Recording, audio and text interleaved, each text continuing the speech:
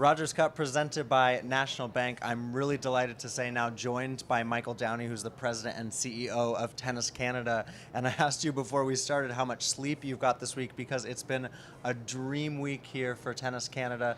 This event with Bianca Andreescu in to the final, and it must be a delight to see it all from afar. It's surreal, actually, because this is why we invest in tennis.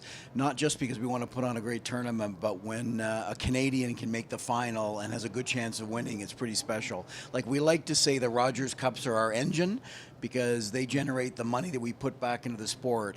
And we like to say high performance is the inspiration because it drives participation. When the inspiration happens at the Rogers Cup, you have a multiplier effect. And that's what we're seeing here in Toronto today and tomorrow. I mean, it really has been, in a sense, the perfect storm. And not just Bianca. There's many stories that have been delightful to watch across this last week. But the impact that Bianca's had, and you're going to feel it not only this week, but for weeks and months and hopefully years to come, too. Forever. I think we're going to, win or lose tomorrow, it's going to be a memorable final. I personally hope Serena gets through because I think you couldn't have asked for a better final. The legend against the up-and-coming next gen. And as I said, win or lose, we're going to remember it forever, but I'm counting on Bianca to come through tomorrow. What are the challenges and then what are the strengths of, this is a very unique event in the sense that Rogers Cup, we've got the women this year in Toronto, the men are in Montreal, it oscillates every year. What are those challenges but also the specialties that those two events offer for Tennis Canada? Well, I think that the challenge is the fact that because they're in the same week, and they used to be back-to-back weeks, and that was a change the tours asked of us. We've lost kind of the 2-week hit where we own the world in tennis, and now it's 1 week. But it's a really big 1 week because we're in Canada's two biggest cities, Toronto and Montreal. But I think the big challenge we face is when you just got great matches in Montreal and great matches in Toronto, and the viewer who's watching on TV or following online has to make choices. And it's a nice problem to have, but it'd be great if they were actually separate weeks so the fans could enjoy what's going on in Montreal and in Toronto on TV. What's changed here in Toronto this year? We had Carl Harrell earlier in the week, but there's been some changes here on site, and I think that you guys have continued to try to be worried and be attentive to the fan experience. Absolutely. Here. You can never take it for granted. Once you take your fans for granted, you will slide, and then you will eventually lose their business, and it'll start with them buying less tickets and eventually walking away. And I think the team here under Carl's leadership and Gavin's leadership and the team just continue to make fundamental changes to make the site look more permanent. And I think by making it look more permanent, even though it's temporary except for the big building, it just adds the experience and makes it more professional. And I think those are some of the big advantages we see when the fans come back. They feel like it's a professional site with a lot of amenities, and we look after them.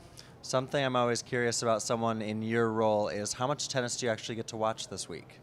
A fair bit, actually, Yeah? because, people always say to me, you must be really, really busy. I'm actually not really, really busy because we've got a great leadership team that run the Montreal event and run the Toronto event. And if I have to get into those details, I think we've got a problem. So I can actually step back, and I'm doing just more entertaining with, very important people, whether they're media, whether they're donors, whether they're Hall of Famers. I get to actually shake hands and entertain a lot of people who we want to entertain here because we want to celebrate not only the Rogers Cup, but also Canadian tennis. Okay, so Rogers Cup plus Canadian tennis. We've been talking about Bianca. What have you personally been most impressed with Bianca this week? Just her fight. Her fight is immense, actually, for someone who's 19. In just about every match, there's a point in time where, she might be broken and you just wonder if she's got the energy or her legs cramping or whatever, and she always finds another gear. And the last couple of matches, she breaks late in the third set. Today it was in the second set to win. And I think it's just unbelievable someone that young that actually has that heart and that drive to break through all the time. But I also think her game is just really special. And while I'm no expert in this, I listen to some experts, and they talk about Bianca in that she's just got a full court game. and that the player on the other side just doesn't know what to expect, whether it's a moon ball, whether it's a drop shot, whether it's pace, whether it's angles, and that's why she's winning. And Louis Borfiga, who heads up high performance for us, would say he thinks she's capable of kind of redefining the women's game. And right now, no one has a book on her. I don't think they know how to play her because she's so diverse in how she brings the ball back over the net. They need to get you in the analyst booth. That was pretty good. Sportsnet should invite you in. I have learned enough to be scary, actually. What about just overall for the Canadians? We talk about, of course, Andreescu, but Jeannie Bouchard playing here this week, Leila Annie Fernandez, Gabby Dabrowski still in the doubles, and then over in Montreal, you've got Denis Shapovalov still in the doubles alongside Rohan Bopana. You had a great week for Felix Auger-Aliassime.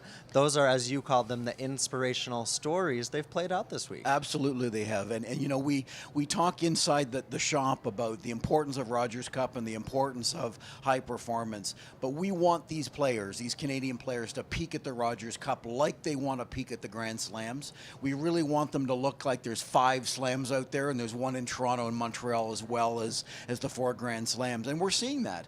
And I think what's great that we're seeing now that maybe we didn't see 10, 15 years ago is there was a day when we gave Canadians a lot of wild cards and they lost in the first round. And usually by Monday or Tuesday, the Canadians are gone and it's now an international tournament. Sure. Those days are gone.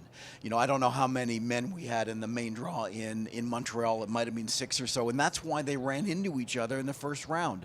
And we're seeing that depth pay dividends because the Canadians are now progressively going deeper, and we're seeing it tomorrow with Bianca in the final. And as you said, Denis is in the semifinals and doubles, and Gabby hopefully wins later tonight, so she's playing on Sunday as well. So there were a few smaller events leading up to Rogers Cup that Leila Annie Fernandez actually played in. A lot of the Canadians did, and then you've got an event this next week in Vancouver. What's coming down the pipeline for Tennis Canada? Because we're all talking about Rogers Cup, of course. This is the big week, but there's other projects that you all are focusing on. Well, a lot, you know, other than high performance, which is the inspiration, and we're always going to keep a focus on that because that drives participation in a way that we could never do it hands-on. The big area that we're working on is needing more covered courts in the country. So we're seeing participation growing by double digits. I think frequent play in the summer is up something like 35% in the last couple of years. The problem we face is those people that are playing frequently in the summer don't have anywhere to play when the winter comes and the weather changes. And we know for a fact there's only 750 covered courts in all of Canada. Wow. Our ratio is one of the worst of leading tennis nations, at 1 court for every 50,000. So what we're starting to do is advocate for more covered courts, because while it still costs money, you know, you can put a cover over 6 outdoor courts for under $2 million with a clubhouse. And if you have that kind of facility, 1,000 people can play year-round. You can create 4 full-time coaching jobs. And hopefully in some of these municipalities that don't have indoor courts, whether it's Cambridge, Ontario, or Moose Jaw, whatever, there's another Bianca or Denis or Felix or Milos that's there that currently can't play year-round. So I think the covered courts are also 10, 20 years from now going to make a difference, because we're going to have a next-gen star come out of one of those smaller markets. What I thought was so special, too, is I was walking the grounds after Bianca finished her match earlier today to get into the final, and there was a young boy with his parents, and they were actually walking to go see Serena practice, and the little kid just looked up at his mom and said, let's go play tennis.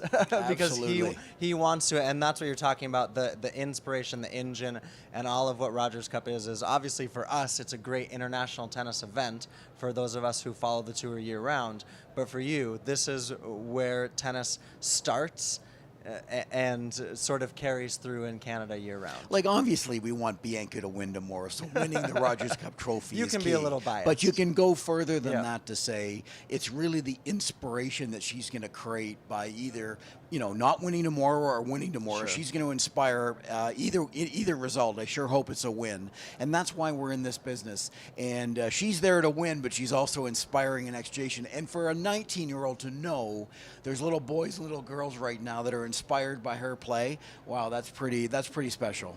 All right, well, Michael Downey is the Tennis Canada CEO and president. Thank you so much. Thank you. Should we say go Bianca? We can Absolutely. do that. Go Bianca, Go. Bianca. Thanks so much.